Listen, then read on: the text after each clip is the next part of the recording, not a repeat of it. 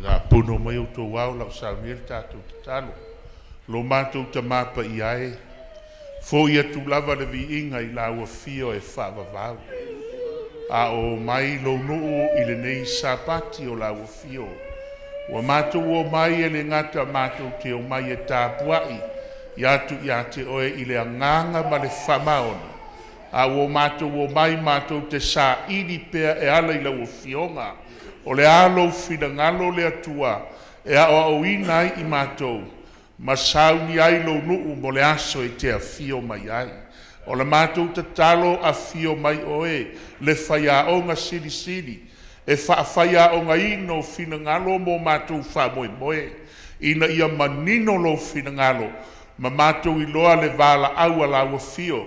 Na e vala uina ai lo lātou soifua mo lo mātou wola.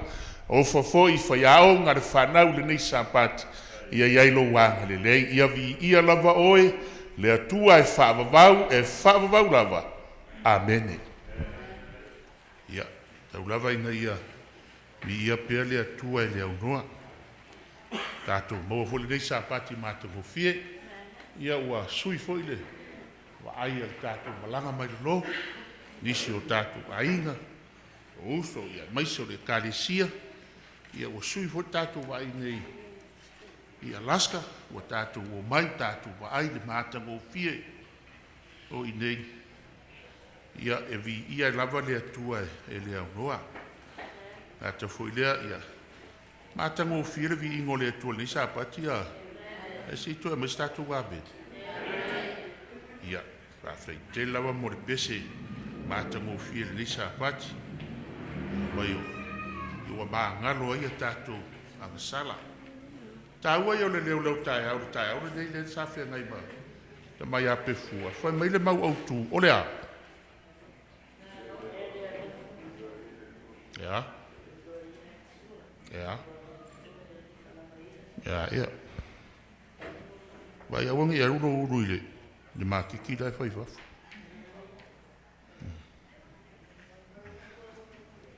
Wa mai o se le alofa wa. E lei loa, e ua lei loa, e ia le atua.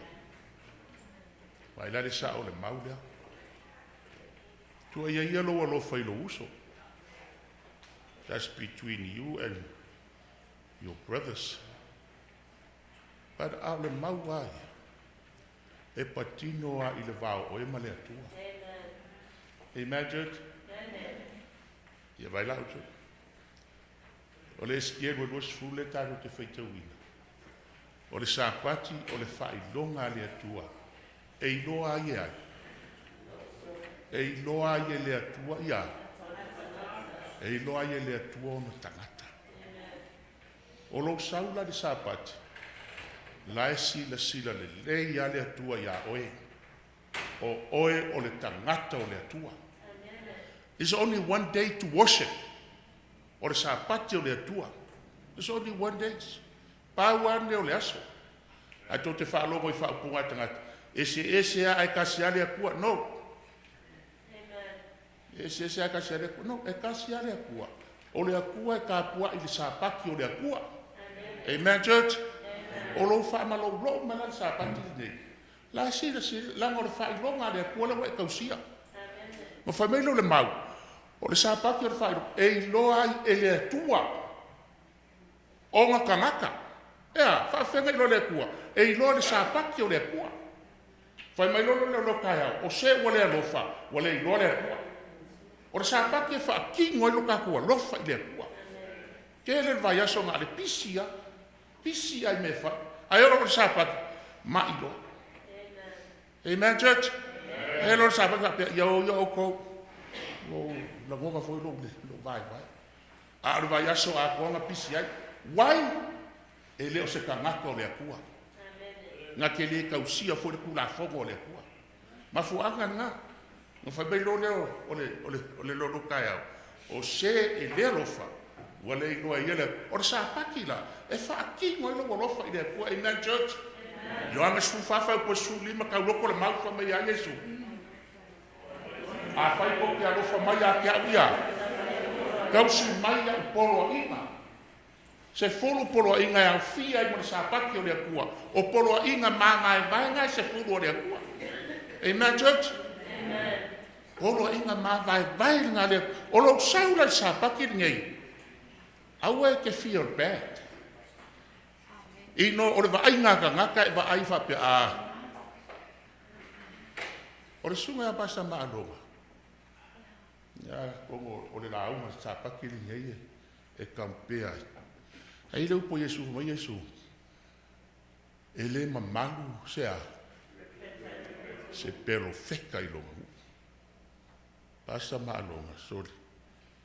La ngarka ngaka e maulunga loko. Ai langa forka ngaka e vai maua lalo ielo, ia ka ngaka. Ai sea, langa o manga forfola Yesu. Amen, church? Amen. Kako ke faaf, kaile ni Sabbath. Ia, mai se amene mo Yesu? Amen. Ia. O le afia ngai lo kako o lo saula sa paki ngai o le wa sau ko wa ile aso ngalo ko Yesu ai fai ka ku so made ko fa mai o le masangi Yesu o le alu le su ngako ile aso sa ile so masangi Yesu o la sko ngai e ro fa ya papa kiu ma fa ya me ke ma ai o lo wa anga i ku ya Yesu o lo le maka u le ngai ya Yesu a sa paki no Yesu e ke ave il fa mua ke ave il fa lo ya Yesu ya la ka ko la ko ama ma fo fonga ko ya le isa ba so na ya la ka ko fa so o ka ko kus fa ka o ka ko le soma e mau mar ku se Yesu e me church ya su e la ya a fai o iso ka ko ele loa le ku se Yesu o fa dingo ku se Yesu no fa makala Yesu le moko pa ka mo ya yoang no kusi dia ala ka ku worola ya Yesu ka ku kusfai ka ni Sabbath inga ia mangingor ka ku Lesona ka ku fa solo pa le a mawala a pa si ka alanga ba sa ba amen ya mawalo fai ka ku kusfai ka mo e o le va fa yupu o mai lo kuspa ia Ka wa mai ro kuspa ia ni Sabbath. Ia murka ku kuspa ka. Mo fai ka ia.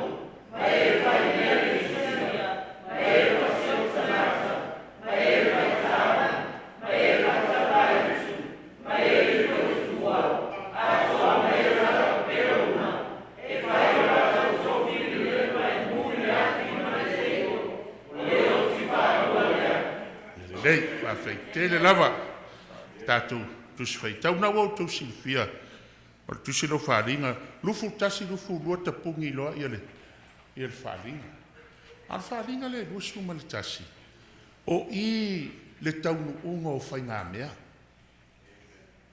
O I e moe miti I ai lau kerisiano mo lo lātou whaboeboe. Whalinga e rusu malitasi. Ai se a le ua wa ai aloa wa fio mai le atua ma le Isara elifo. Le aipa ia lea na whaataritali atu I ai le au kerisiano oba. Le aso ia fio mai ai Yesu malona malo. O I la whalinga rusu malitasi le review ai mo whaamatala ai. Ai fai te fai tau ia whalinga rusu malitasi. O le fai upo sumar whawha mai o fai to toa o le ailea e fai ngoa le apostolo to sumar le lua a Yesu. Ia le aile o le Jerusalema fau lea. Ia vai fulautou fai mai le o le whamtelanga ua ma vae mea mua mua. Oa mea mua mua. A e vae le fai tau wha solo ma le whalinga. Sau le whalinga e lua wa whamatala le ato le kalesia. Le e Efeso fitu la sanga o le kalesia na ui mai ai. Le kalesia. E a ele fai ngofie. Sa wanga na yai le kalesia. Lima tolu walu tasfitu I walu. Se lau no se furu tausanga o sawa ina le kalesia le atua. Na sawa yala ia lea. Se yo o marfaringa se furu ma le lua por suma le tolu. Wa sola le fufine le vao. Amen, church. O me o tatou whaalongo e a le toi whaamanatu. Wa sola le fufine le vao. O le fufine. O le ato le kalesia. Whaavaloanga o le ato le kalesia. Wa sola le vao. I au wapo I sa wanga sa iai. Sola mai leo tangata I whaafaila. Le whaamatala le whaaringa mtau por suma le tolu. Wo mai I whaafaila. Ma ai na Amerika. Ai na Amerika. O le motu fai mai e le ini se no fo ai o le whanua. Ai, o le manu fo leo le. O le mamoe luoma. O na nifo. Le ato o le malo Amerika. Na sola mai e whawhine le vau. Ona o le malosi o sa wanga I Europa. Se I whaasolo mai ana sa unu whamtalanga le whalinga. Tau mai I malo to sao le atua. Walilingi I lungo le whanau o tangata. Tangata I le iloa le atua. Tangata I le ustai e tausin sa pati o le atua. E papala. Amen, church? Papala. Le whaamatala I il tu so whalinga. Se yo o na sau le whalinga sumar fitu. Wa mai le ato le whine wa tia le manwhia I mumu. O le ato lo mapope. Tia le manwhia I mumu. E fitu o nauru. Mo na nifwa se furu. Wa toi whaamatala mai I. Le image o le manu mua mua le whalinga sumar to. Amen, church? Whaamatala mai e le sau o le. Sau wanga. Se yo o mari whalinga e lusfuru e whaitau. Se yo o mari whalinga e lusa furu. Wa fio mai Yesu. Ma ave tangata I le ola whaavau. No fotupu le afe tausanga I le langi. Na umba lono no fotupu le afe tausanga I le langi. Whaalinga e luas funu ma le tasi la. Review ai loa le afio mai Yesu. Ma lono malo. Whaatasi ma le aupa I le ola whaavau. Say man, church. Le tāua la le nā. Tātou te toe whaalongo ma tātou toe whaamanatu e le whionga le atua. Ia le tāua le whionga le atua le tātou te iai. Ina ia saungi ai lo whamoe moe. Mo le aso e whio mai ai. Lo tātou whaolamana. Ia fisila le whaaringa lusu matasi. Se wa ifo se iau tau whai e whaamama. Nā uloa le langi fou ma le lalo langi fou. Awawa ma vai atu le urua I langi. Ma le urua I lalo langi. Ua le iai foi se toea. Ua le toi iai foi se toe sami. Si ai ma fau le tenese o tau mua foi mai. I le fuafuanga I le atua le panet. Sa so ona no numi ma ngao le lalo. Le lalo langi. Na mix whakasi mea oma. I le taimi na fuafua I le atua le paneta. E vai lau tau. O le afio mai la leo Yesu whaatisi bolon malo. Wa au mai le Jerusalem fo. A o paneta nei le fai mai whalinga lusu ma tasa vai tau. Wha mea wa vai atu. Ia le urua I langi. Ma le urua I langi ma le urua I lalo langi. Ua le ai fo I se toe sami. Le langi fo. Ia vai la. Ai fai tau la le lua le peteru nam tau poe lua. A pe ase iso e lau tuspai. Lana me o fai mai o le langi fo. A o fere lalo langi nei tātou te ia. Sei fai tau la le lua peteru nam tau poe lua. Lua peteru nam tau poe lua. Lua peteru nam tau poe tolu. A mo fai tau mo le fai poe sifuru. Ia.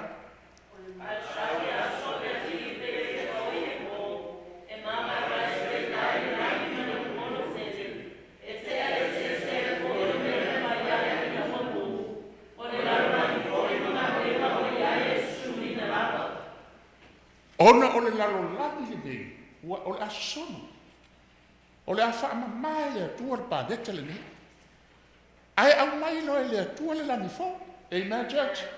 E le mawhaina o mai e le atua le pe a le wha mamai le pāneta le wanga sala. Amen. E fōtu, o le anga sala a tamu e vale wanga sala o mai a. O le o le olo a kamu e. A o le anga sala ma la ua mamafi fia isi. E pe lei mai a kamu mai ia o anga sala ia mai anga de ia ni figo e ma kamu le anga sala. E pe lei solo a o ia la e fia anga sala e asa. Fia anga sala. Na susumu lo le o fa mai o le lalo langi ngei ma paleka o ngā luenga oma e ia la e susumu. If you sit your prayer and you God, I get one more guy on the land. I have a cassia. Over the Mulia, a Maui, how in the south. Oh, I can't. The street, oh, my God, for that car. I am more Maka, to so. You met it like the Asso or the Aqua. I should so well a woman. And live with Weffel. Amen. And live with Weffel. You're me, Yavana. Ma lo wharinga e lusu markas. Nga wa aia lo leo le labi fōk. Ia se si kako e fōt wharinga. Wa kau se sere me ku ila maka. Ia o whai ngā leo leskai. Ia rodu wā. Ia se sere me ku ila maka. Ia. Kako koe fōk le wharinga le lusu markas wha boni. Se i. Whai mai lo whai whai pērua. O au o ioange. E manga o ioange e review o ia e onga na kusia lalo bea ia. O au o ioange, nga o wiloa le aipa ia, o Jerusalem o fōu ua ruifo mai le akua i le rangi, ua saungia pe o se whakoango whokange, ua keu inga molonga kange, mōri mau ioange. O ioange mōri mau le mehea. Le rongi su kemi, kau te o le roka pe, ia ai longa ali e iei se langa. E asa. Ai longa ia se langi fō.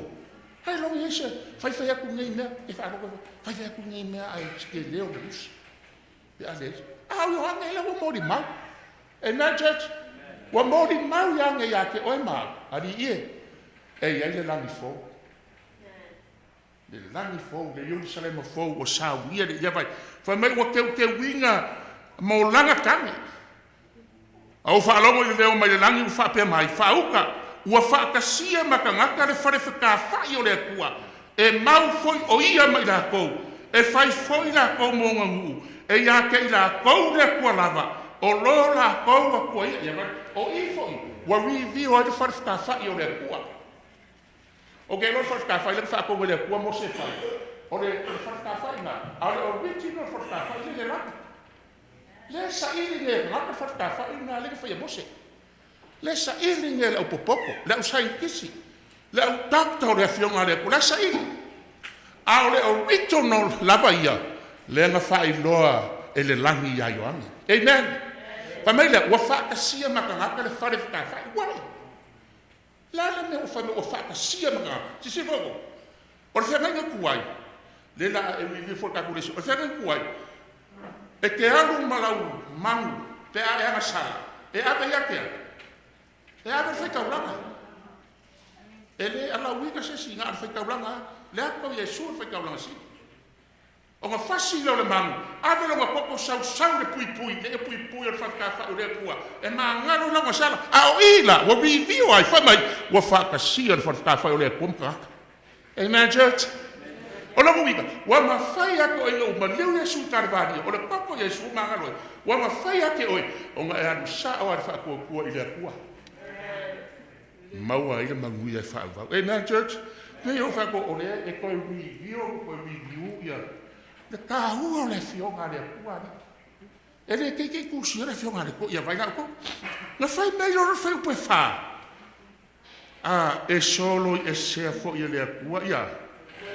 Loi maka i o lako maka. Se mai sa menge church? So loi le kua, o ka kālofa i le kua.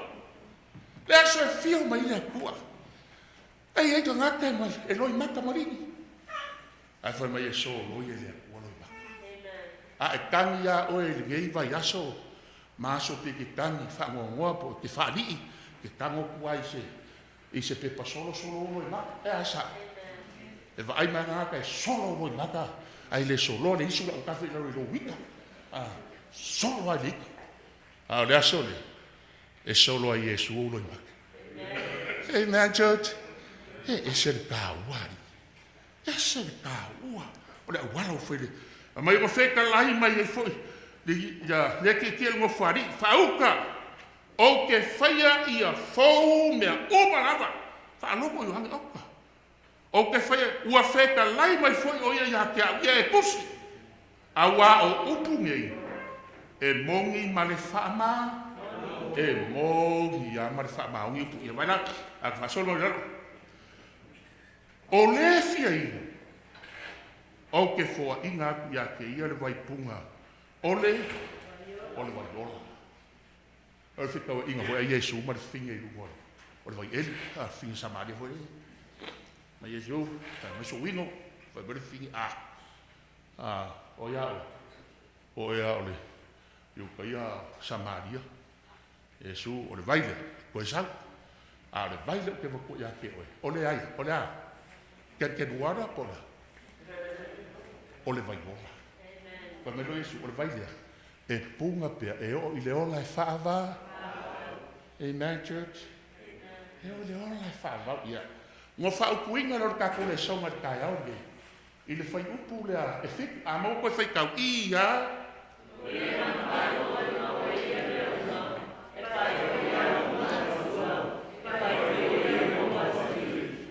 O le mang ia vai o maro sauro man alanga. Fai mai lo le fala aua Yesu. O le lai mangu malo. E maua. Ea.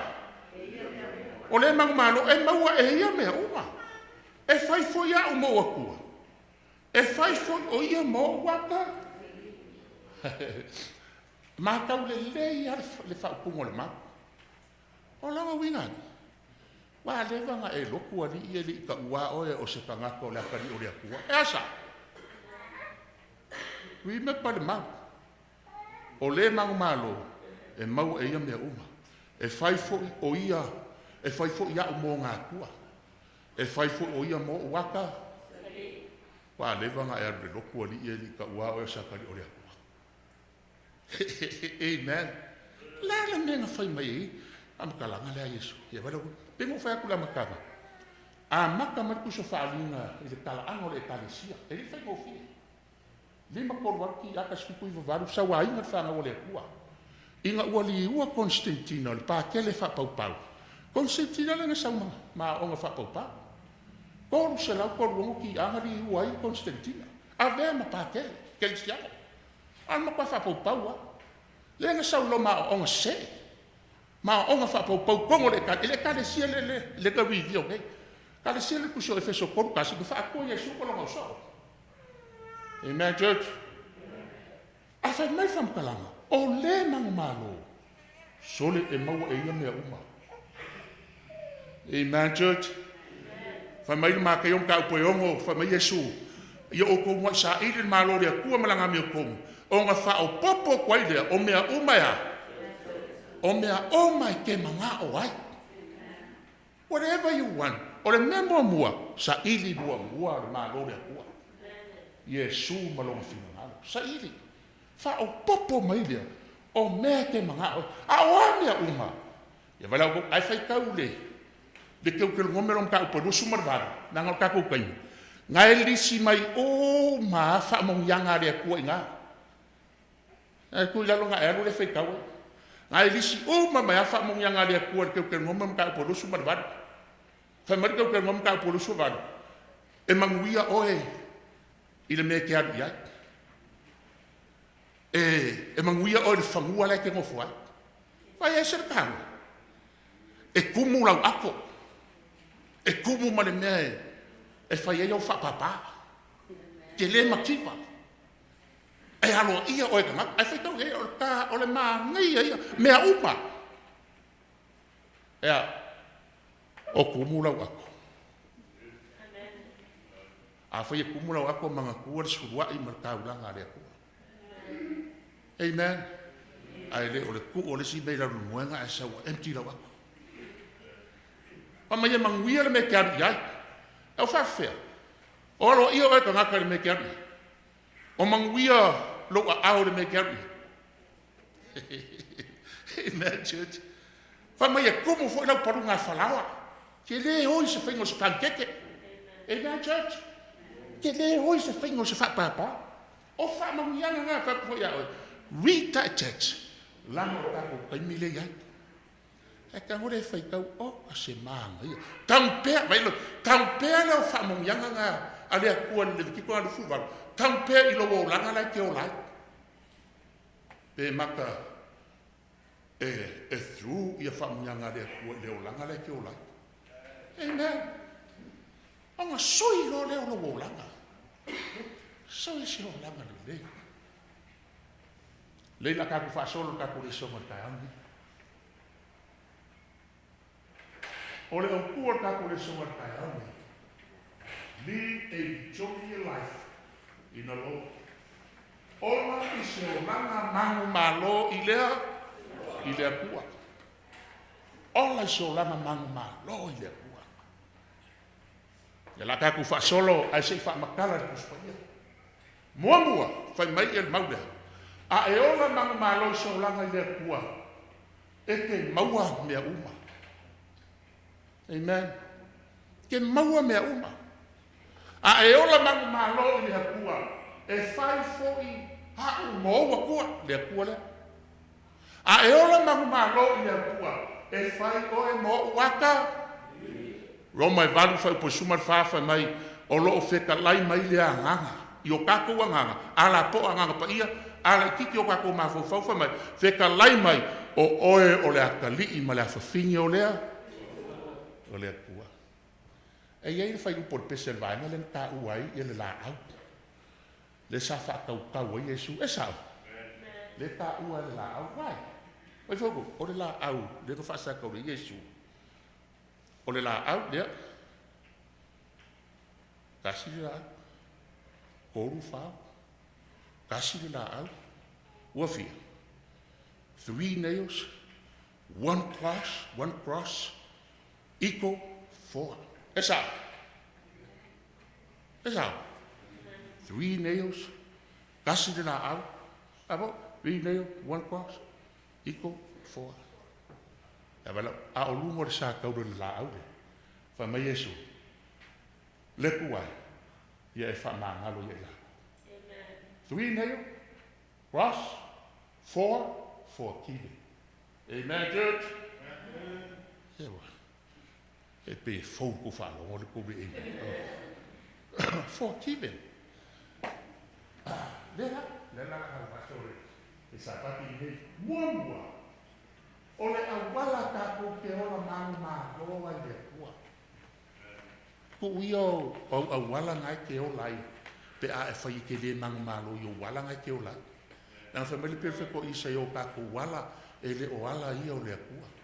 A o ka ko wala foi nga e o ki e ka ko. Ai or kai haule ni. Awala ka ko ke ola mama lo ai le kua. Amen. E le leksi ka ko fasol. O le mau a mo fai ka o le mau ia.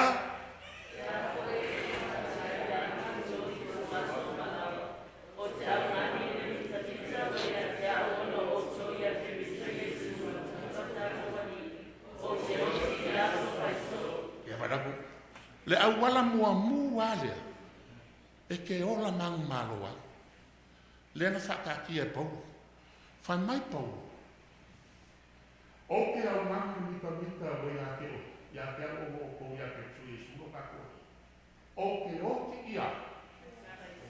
O ki ia so whai so. Tai teiri. Ale ma whai o ngā oki. O e leo langa kuai le ke ia. Ke o ki ia so whai so. You never mangu malo. E asa.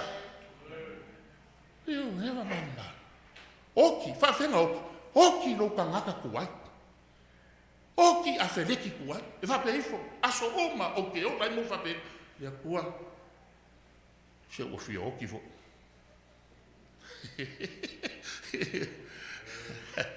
Le kua a vele nge yaso e o ki ai lo pangaka kuat. Fa mai paulo karkia o ke le koe ola a oai. A ke wiso o ola i komu yake. Oki, e ke mangu malo pe a oki lo pangaka kuat. Amen, church? Ke mangu malo pe a oki lo pangaka kuat. Oki yaso faiso, oki yaso faiso. Hala i forka heo, oki. Fa mari lo mo kua, sere. Ora me ngafo, oki.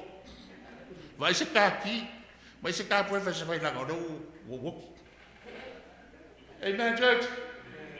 Oki yaso faiso. A fai e le fai na oki lo wo langa ngai ai. You never be malo. Ala wa mai e la poskoro polo le awala. E ke mangu malo ai. Amen. Pe fai me kala lesi ke fa lo mo ko inga a moku e lu ka dinga ka makau. A fa be oh Jesus. O le akau moku lo ka ni. A le wo woki ni yaso. Amen. Moku ni woki ni yaso. Yes sin. I ka ku fa solo pena vi dio foi le. Oki yaso fa so. Fa fena mo malo. Se oki. Oki yaso fa so. Ka fe ni ai fa ka ku fa ka singa ai. A fa o fe alo ni va no. La oki. Ya mai lo foi mai pasta e oki yaso. O le o la oki. Ya vai o ko le o par ku spaia. Ko o kanga ka oki e kangu e si kanga ka. E le fi fa lo go isi o ga ko. Ko o kanga ka oki e kangu isi kanga be Yesu asa o a le bule a ver fe a. Ya le si ka go vaso. Ka ko ora ke ko monde. Le awala le kua. Ko la ku sku ke monde. A mo foi ka ia.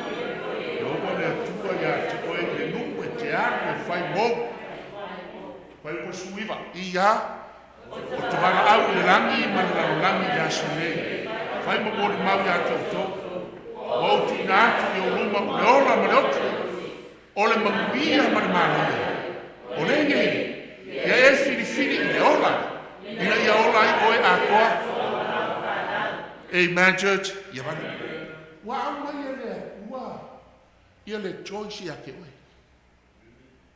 amen. Wa mai le kua, vai foi ese le lo fole. He who wanna force us. Ai mai le kua, le choice ya ke oe, e ke fili ai. La le choice, vai foi ko. Vai po sumi ma sumo le o le choice. Live or die. Amen. Fili pe ke fili le ola. Live or die, ola mamuia, oki, malaya. Fili. Wa mai le chose le kua. Vai po suma le iwa. O nga mori mau lo le, vai le kua. O ke vala au i le langi ma le lalo. Mori mau lo le. Langa e manga o le kua. E saingi ai ia. I le mori mau le. Ai saingi ai le langi ma le lalo langi le mori mau. Fai mai lo le. O ke vala au i le langi ma le lalo langi. E mori mau le te oe. I le aso ni. Amen, church? E mori mau le lang. La sila mai le kua mang angelu le lang. Le feo wai mai le lalo langi o kanga. Ai mori mau lo sao. Te la ea ni eri. O ke aru fo i. Kau si sapati o le kua. Dale. Ke wai poko ori e koe wha vare. O puanga. E aisa. Ai te maa ila i ngā upu. Ai ma fo e ai se pa oro ki go nga pu kulo. No, o isi la ele ma fo e ai. Ai le ko ro ku wai. Onga review ro le e sa o le ya u po nga ka le fa. Ya vai ko le u po nga le poko e vale. Sa e poko mu, mo. So o sa e vale mo. La sa vale mo langa ese la so ngā rua kausa. Ai ngā ua e wivi o inga le whika ngalo lea kua, ngā e poko ro lea, ea. Whai mai le salamo e lima sumar kōru. O lo o sila lea kua le whangau ka ngaka. Po o aise kasi o poko. O se ua sa ilia lea. Kaka poko langa ka sa ilia lea kua ri. Amen. Kei o mai molo ki ke li o le whai whiau. Ai au le sa ilia lea kua, vavani valea. E valea. Orka ngaka poko, orka ngaka ke sa ilia lea kua. O pasta ma alonga lau. Ka ngaka ke sa ilia lea kua. Amen, church. Ka ngaka ke sa ilia lea kua. Ia vai la. Le mori maulolo le langi mana laro langi. I lau filifilinga. I lau filifilinga. Ok, lo. O le farisagi, le farimako papisoka. Ko o mai i le o se vai. Au mai ar sumi pua. E vanga lo pe fua ma lau vanga. Ko o mai i. Pa kua va aila lo kale si o i se sumi pua i kai ele. Au le komu ia. Au le a. Ai o laenga mori maua i le langi mana laro langi. I filifilinga ka haka ia. E whapena no sauri sa pake ni. Let's go to the church. Ka koe whanau loko po a mera wali ila whai. Ari e. E ke sau alai mori maure langi i lau sau. Sau lai mori maure. E eile maure kusio i saia whapea. Whai mai a o ngau mai whanga wale a kua. E kausile upo le a kua. E pe pese ma paki la au le vau. Ioe. O laka o mea na whaia le a kua. E usikai le a kua. Ngā ua mai rata ngā pāki loa ia la au rau. Ma ala langa papa. Ala langa papa. Asia, whanga ua lea kua. Mo e kausi sa paki o lea kua. Kama o kou kau, langa o lai mōri maule langi. Mōri maule langi. Ka whewhe a e saue. A vea kunga ua lue solo meole. O lo i a, ua lue solo. Olea. E ua pipese langa o le la a kou ori. Ia o isi lau kako e lue no vanga. E lue ko foi moe. Na fiu pa le amo sala fa. A lawa e lue ia. Mori mau e langi ma la langi no fifi. Ia fa mai lo o le nei, vai la ko ta o fa kalanga le ko le mau le. Fa mai lo le ko kan wai la mori mau le langi ma la langi. I lau ti sisen le fai. I lau ti sisen le fai i le kua. Fa mai lo le kua o le nei. Ia e fili i le ola. Ea. E olai oe. Oe tama. Oe kinga. E olai oe tama mar kinga. A koa malaufa. E alanga oki kako whangau. E mafuo kako ka mama kinga. Wa kako le uskai mamaka tau le kua. Nga oki le mafango kako whangau. E mafuo ai. Mafuo oe. E mafuo oe. Wa kuuro kiuke ngā meile kua. E whai. Wha singo le ainga i le kua. Wha singo le whangau i le kua. Ma ia ola maka kauro ainga i le kua. Sawi ale. Fili i le ola. Inga ia ola ai oe. A koa na laufanga. Wha whitai ake o kou. O ainga i ake riso. Kou fili i le ola. Arkai ni vai vunga. Wha mau popo si au whanga. A mau popo lo ainga. Kalangoa ia. Langa wha meri popo solo monga. Ole makau ia iova. Ole amakanga. Ole amakanga ole poko. Ia maka kau lo ainga i lea kua. Aisia, vai whako. E le yasi si e kumo o i le aso. Ole whamsi o, vai whamiri. Kuko kasi awe. Nga e whangau ko kasi. E ke oki ko kasi. E ke koe kuko kasi fo i rumo leo. Amen, church. E le whapela, e oke whapela. Ia, wakula ia pasafreti, le male kale si e kumo e. No. E kuar ka ngakai e langa whaimai kuso kori. Kako ke kuka i kasi rumo whamsingo ngā lea. E kari mea ngā whai. O mea le lei. A koa ngam e o i mea le angai. Whamasingo i ngai kako e le kuka. A whaimai ia le romo le maka apoe vale. Aua ngai whako i la loinga o e i le lea. A ia e whako i la loinga le leanga i le lele. Le lei. Amen, church. Au iso kako e. Ko i lalo i me leanga. Ko i lalo i me leanga. Nga. Se a va e ku kau kele me leanga. Kamo e ko i me leanga. E wha me la po skola o Paulo. A oa o fo i. O le ko i. Ko i peo se ko i le matanga. Sau me lang pa ko. Alo sau me lang la so ale. Ko ya wangi mang maro ya. Olai oe a kua malafa. Ola mang maro le ngai le kua ri so. Amen church. Ola mang maro ngai le kua. Ia a mo fai tau fai ko le mau I ya. Ola o polo ina.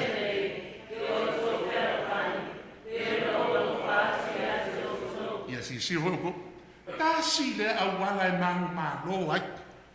Ele ngaka ke bang maro. Ai mang maro le talesia le kua. Ola fa mai Yesu. Ola o polo ina lenge. Ma Yesu longa so ai le fiolani. O le mele ilo e laulangi o so oko. Pe a fai ko ke fealo. Fangi. Afa mai Yesu, o la polo ina. O la polo ina Yesu. O la polo ina. Ia o feafa. I le ise mea kako keo le loko, ai o fa u i le loko. Mea mongia. E pei o le loko, i le si keimi pei o su, enga fusu, anga mea raka. Fuki ulu. A wale va fafo i lako ai, ngai le fuki ulu. Ase o mai le loko e fuki ulu. Awa, ngo mai lo rea, ngofo mai orsi, ngofo mai orsi. Kilo mai. A o makala. Si e halang fa penga, ele I ola I seolanga mang malo. La e ola I olanga faya inga fa mai Paulo, a o wang, o tele faya inga I se mea. E ola I olanga ko I lano. E ola no ko I lano, ola seolanga mang malo. A o kahua lea, kolo inga, I o ko ferfangi. Vai a so uso nga ika no vai so a koa. Na ko fa ke fa mole. Si uso o se ya. Ai o ko tawo. Ai o ko e sa fa go fu. Ai a wale masinga maso uma. O la ai ke ika fa mai le fionga le kua. A wanga I ngoko le la. Oa. O ika pea. A o ko wika. A o ko ke ana sala ai le ma. Ika a wale ana sala lo wika. E wa ai. Ai au ke vele ko mame te ana sala. E ngoko ole la. Wa ku ura sa ka ni le melo loko. E ke ika. Ye olo va ye kwa. O fia pa ye wa. Manga fa pa papa ko. A o ye fa pa lo papa. La ka foi fa pa papa ko. Ya ai. E na church, ar ka ora ferro faki. Kaku o ka ku fa ngore. Ferro faki. Amen. Paku so ga ika e so e fai. Sorry. Fa mangalo fo so se vai o può ser cago. Fa mangalo a ka vai. O punga ko. O punga tamama ku. Amen. E ele si kulo, ele si fa finge dio. Ar for por via. Fa ka lo fa ku ye. Na fa ai mai a pom. Pom lo ha. O fa ulo le kwa fa fige a ko sau ya a wonge ko la fo e se lo la ngor penye la fo ko ro ki a wa du a ko lo ino o mena ki a polo e fai fa ko dalo ai ta ko ma le finga ngalo le ku ya ta ko nga ko I dalo ya lo le pulmon le ku ma ko I dalo I ma le ku o ka ko wa mi o ele su na ngai le o la ta ko so la na e tale sia farfani. E tale sia mang marona. Amen. Tale sia mang marona. Amo fai kau ia.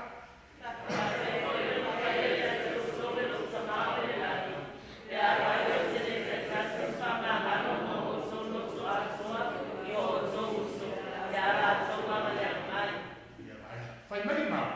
E fa pe fo no foi ia ko ko lo ka mauna te a fai ko ke ta kasi ma fa ma ngaro ma o ko a ko io o ko uso te a ko wanga le anga mai ya vai la fo disi kai nga e wa ku a fo ile le lai ke le fia la ki ngalo loko a mo upo ka fo se a ke fa ma se a ko wa era ba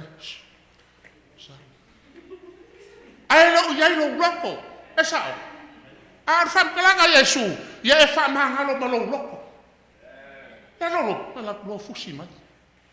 Sa wia o se uso se. La fo so le anga fama. Ia vai la ko. Vai fo ko talo Yesu. Lo ma ko ka mai la. Ia lo suas o mai lo malo. Ia e fa ngalo mai a ke ma ko. Fa pei. O nga ma ko fa ngalo ku ye wa ngala ma. O lo Wigan Church ma o ko fa lo ma ka au de. E ti pene fa ngalo nga Yesu ya oi. Ila fa ngalo me lo uso. Na le mea la ai, pao ma whai e la ai, o la wha se wha mangalo Yesu, o la ke ipe usu.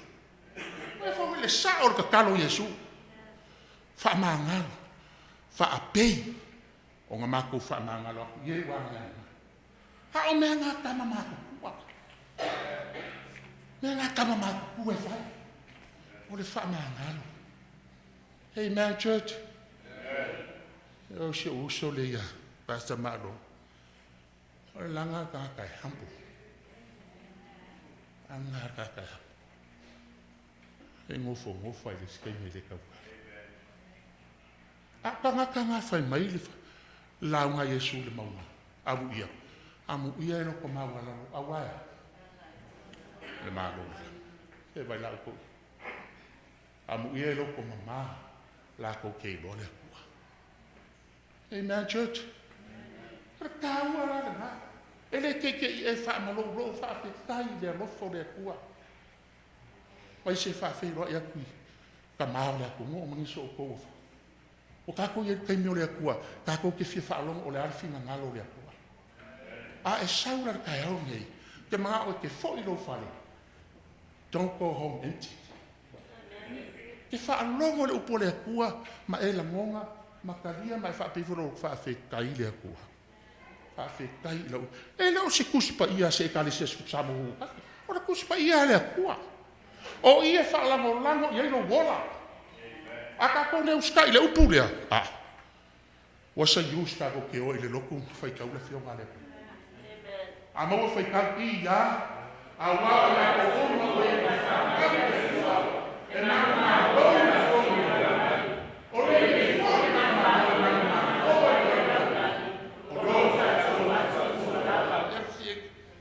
wala le wa foi me le ko ka ko mang malo ele na kai mang malo ai lo la au le kua ai mang malo ai me fai ko como le kalesia le kua amen church o le mang malo ale fe awa o na ko isi le malo o lo ni o ka ma kai fa na le kua o ka ma ka mang malo fa mai awa o la ko e fa nga i le kua e ele fa nga i le kingo le ka ko ke fa nga wai le fa nga u mai ka ko ma kua e ye fo le fa nga i la le nga le vai ma le nga le nga o le ai ni ko ke mo ya Yesu ma Yesu a fa ke le ko fa nga le vai ma le nga e le se sa o ma lo o le fa nga i lo se ma lo le kua le fa nga u nga le vai ma le ala le a ko le papisonga a o le whāngau le kau kare ina maua. O le whāngau mai i le akua. Ea, o lo wola ua la foai i le akua. Ua pule ai le akua. Amen, church? Wha mai Yesu maka i suma le ongo. O se fia muri mai ake au. Au ar kau suskai o ia ake ia. Avere sa kau roma muri mai ake au. O le o langa sa kako wola ai. O langa whainga kaa. O langa fia sili le si kai me o kako loko.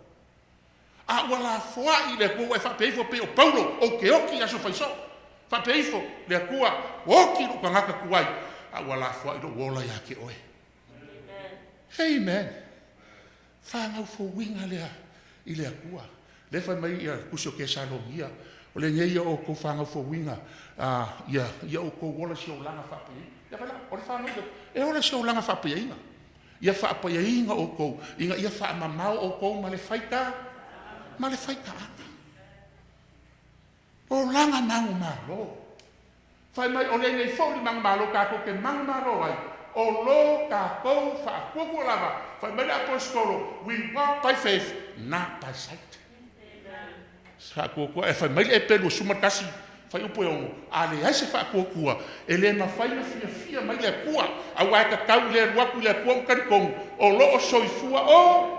Uinga a le ai ake. O e wha kua. Man. E le fia mai le kua. Amen, church. Langa o le wha kua ka ko ki sava vari e. Ai le o le kingo mai o mea. Ia le lei. Ia o mo forka ko le songa. O le vaenga longo lua o kako le songa le kai au. Aka se whekau mai ia. Saunia mai lo Yesu le la sanga. La sanga le mang malo. Ia lei. La kaku whasola se whekau le mau. A mo whekau le mau ia.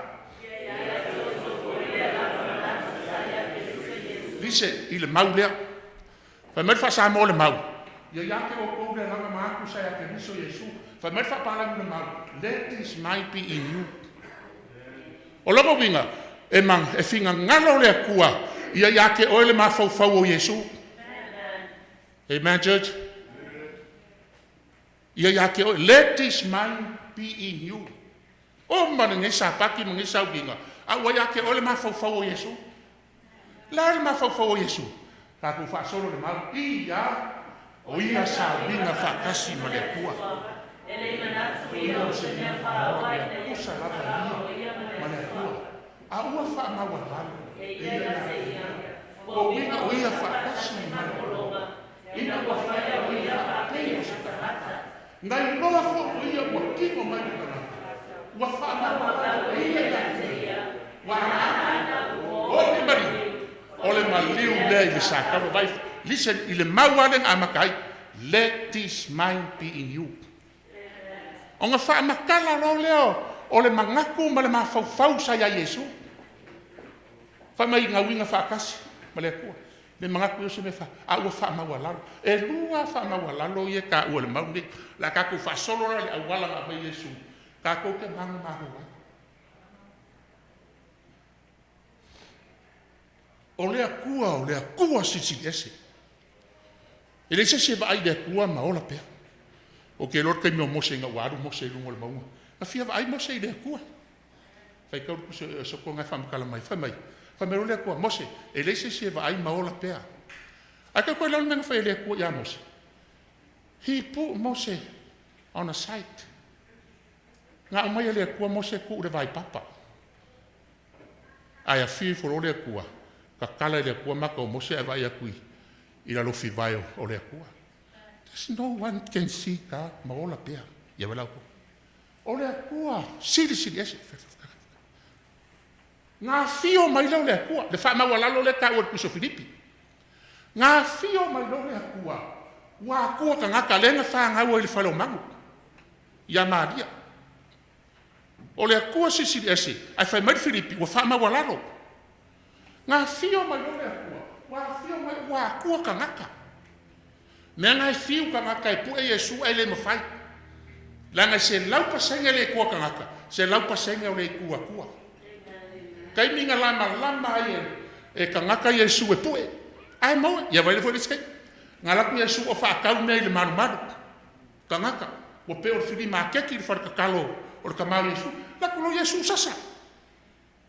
Ka whewhoko, mamaku a langa ka ngaka i whawho. E rei koe kea ingi lako me whakau. Ai sea, lagu a maka ngāri ari lei kua kua o Yesu. Amen, church? A wā whio mai, o ia o lea kua ka ngaka, wa whāngau mai ngai, o ia o lea kua ka ngaka. Ai rei o mai, whai mai le Filipi, wa whaamaua lalo, o inga maliu, o le maliu ka le vadio. O nei, ua tūrani. O le ka ngaka nga sala. Wa whae e ia nga sala lau. Ai le ai sanga nga sala. Mai kusa porni koe lei no se pepero longa ngu koe lei sanga nga sala. A ua nga sala Yesu o ngole avengo a wanga sala ma wanga sala. Le whama wa hana lale. Le awala lale wa oma Yesu mo kako. Ia walau ko. Ka le valio. Nga koe fausia isi awala fo. Le whama Yesu. Ia Yesu whawhau pe ongo. I am the way, the truth, and what? And the life. Ele ano kulava se kasi kama te ale umaya ka. Ang mayroon Yesu le awara fo. Ale. O mi le ala. Ngā o Iesu ale ala kākou ke maua leo lai whaavau. O loku ngeia. E kāresia ngeia. I li whaola i maises, ia walau. Wa umangeli soifua o langa uanga pasa malo. Pawa ane ale loku le la whai. Ore pe pese. Aua nge i mui ia. Ile, i le ngukum. Ngāre pawa ane ale pese. Ma o ave tangi. Ai le ma whai ele loku koe whaaku ia. Oai, are. To Yesu, ma Yesu wa umile ala. Amen, church. I am awake. Wa ule ala. Ea Yesu. O wa ule upomongi. Le upomongi e Yesu. Vivi o te imor kakula. Mo le upomongi. Le upomongi. Ea. O wa ufo ile. Ia wala ko. Ngā fio mai Yesu ngā hua. A ngā fio mai lako. Le Filipi le whaika wina. Wa fio mai lako. Marinti mo kataka. Le akua. Koe whānau lako kero i tare vāni. Marino. Le marino ana Yesu. So le. Au mai no mana wala fōu. Amen, church. Au mai no mana wala fōu. Au nei le ana upomong. O le ola i lea waku se kasi ka maa. Pe anu mai a kia. Au mai no le ana fōu. Ia wala ku le ana fōu lea. Le ana fōu. Pe mo whai koe o kou. O ngā pōia. Ngā sauan ka ngaka pe anga sala. Sau malanga mamu i awal whi kaulanga. Wasi kaulanga. I loa o mai ka ngako le mu o lea kua. Le fo isa nga sala le akari o koe inga. La fu ala kuma le mamoe. O le a uma mamoe la kua inga. Nga ave o sebe. Nga mai lo le whi kaulanga o si kaulanga. Ma ngalo le anga sala. A o kale valio. O kale valio. Nga sai lua inga e pui pui o le manuhari. Le akale o le manuhari. Nga sai lua inga e pui pui. E le isa sai mai. I lalo. A whega sai mai ai. Sai mai lunga. Nga sa sai mai lunga le i o le manuhari. Sa vai le me siri pa ia. Ma le mea pa ia. Le mea o a fio ai le kua i le langi. Ma le mea nga lua i Yesu. E whaia ngā lua ngā molo whaakanga. Si iaku. Le limo le whai kaulanga la. Au si kaulanga fiafi. O le mamoe. Ai sola le mamoe. Ai sea. Ka mai mamoe le akua ngā kia le seang sala. Ma liu ka mai mamoe le akua. Ngā mai no le au wala fōu. E leo se loku le wala fōu. A le au wala wa mai. E ala fōu ya. Ngā le whai kaulanga anu ma le mamoe. Ma le koko le mamoe. Ma ngaru. Ai ngofo i fafo. A ala fōu ya. Fafonga lo le mau le teo ma le akua. A mo whai kau i ya. Lei, le au soe. O tato sa o soe o wate le silo na paia o na o toro ke Jesu. Amen. Sai mai lone, o le ngei le au soe, o kako sa loko. Amen, church? E ala ngai sa loko, langa kau pile o ole se o langa, mangu malo, lai ole le o langa koi lako. A o kako sa loko la. E o le me siri pa ia. O lea, e le o le koko le mangu. A le koko Yesu ke riso ma maliu mo e moa. Koko wa maa, nana ka kona sa, a no whai kapi ia, i le ala whau rewa. Wa whaka e o kapi. O longa lava kingo, le pui pui nga, le nga vai le me pa ia, ma le me sisinga pa ia. O le aka o le kingo pa ia o le akua. Sa e rua mai le langi. Ai sea, wa alu sa o a oe le whakua kua ia Yesu. E bea, ke le kua arus whewhi au. Ka ue ia wanga sala. Ke le kua arus whewhi au. Sengo wanga sala ho po. Ya fa mai futi fa. Akari. Sengo wanga sala ho. No. Ya la ave fa o I fa wa ave ka ko ya. A wa lu sa o ya Yesu fa ko kua. La no de poco Yesu wa manga lo ila wanga sala. E le se poco se fa fa. Koko Yesu. Manga lo. O ai la ekaresia pasa mama o eu le la. O ai la o ekaresia ya kako. No, la kako o e to para super. Amo fe kabia. Na so mai o so pui. E o para ya o pa o so no e sa se me moni. Pa wala le ekaresia o le la. O le ekaresia. Na la ko kausia le me amongi. Me monge sa malu pe elengi ole upo monge sa malu pe elengi ole ale feia O le mea mongi, po le upu mongi. Paua leo le upu mongi. Iesu le upu mongi, ang su fasuongo. O le fionga le kolo pongi, ang su fiku. Ia whapa inga i lako lau fionga lau upu mongi. Salamo se lau sui whapa, se lau whanua, o le mea mongi foi. Lau kula. O le ekalesia la o le langa. Nga lako kausia ma le upu mongi a le akua. Amen, church?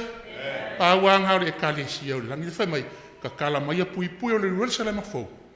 Se i ulu fale koe le uangu o e ngalako kausia le mea mongi. Pasta maalonga, e moe le kunga mau, a le aso e fio ma Yesu, e feka laia Yesu, i le yoange e lima fai upe lusu ma valma lusu ma le iwa. E o me le aso e whaalonga ia, ma moe kunga mau, ma lako wala mai, o e ngami o le lei, koe kuku le ola. E whaalonga inga i e pasta maalonga le leo longa whaolo Yesu langa kula pumongi, le wanga le ia ma le whamau. Fale mai le fio o lo ori. Lo mātou ta māpa i hae. Mātou te le whaumi umi le ni Sabbath. E ala i lau fioga. Whauina. Ao le mātou ta talo le nei tai au le atua. Ia whauru fale ia ai o fina ngano. Ma whamoe o lo nuu a mātou ma futa le ni Sabbath. Ia iai lo wanga le lei. Ia iai. Ia le ori mai lau fio. Sui ai o mātou loto whaingatā. Sui ai o mātou loto whanonoa. Ai mātou vai atu le tai au whaau lo te fio mai ai. Sauni ai mātou mo le ola e whaavau. Whamuri e ina lo fionga mātou whalongo ai. Ono lo suafa Yesu o mātou te talotu ai. Amen.